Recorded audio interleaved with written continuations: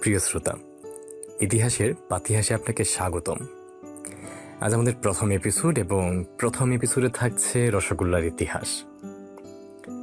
বাঙালিদের যে কোনো অনুষ্ঠানে মিষ্টি ছাড়া কি জমে? একদমই না, তাই না? হরেক রকম মিষ্টির মধ্যে অন্যতম হচ্ছে গিয়ে রসে ডোবা রসগোল্লা, যে সৈয়দ মুজতবা আলীর লেখা বিখ্যাত রম্যগল্প রসগোল্লার কথাই বলছে।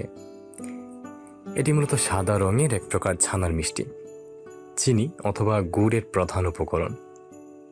সবার কাছে রসগোল্লা একটি জনপ্রিয় মিষ্টি। ছানা পাকিয়ে টসটসে গরম রসে ডুবিয়ে এটি প্রস্তুত করা হয়। দেখুন না, বলতে বলতে জিভে কেমন জল চলে আসলো। সে যাক, ইতিহাস কি বলে সেটা দেখে আসা যাক। রসগোল্লা আবিষ্কারের ক্ষেত্রে নদিয়া জেলার ফুলিয়া গ্রামের হারাদন ময়রার নাম শোনা যায়। ধারণা করা হয় হারাদন ময়রা 1846 থেকে 47 সালের দিকে প্রথম রসগোল্লা তৈরি করেন।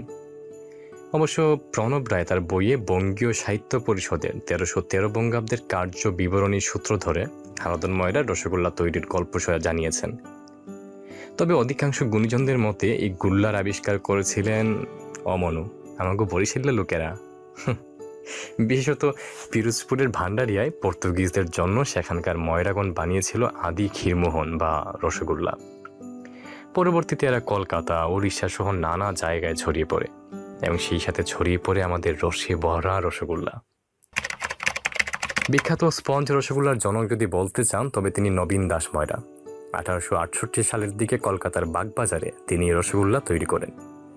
2018 সালের ওটিটি প্ল্যাটফর্ম হইচইতে রসগোল্লা নিয়ে মুক্তি পেয়েছে চলচ্চিত্র রসগোল্লা।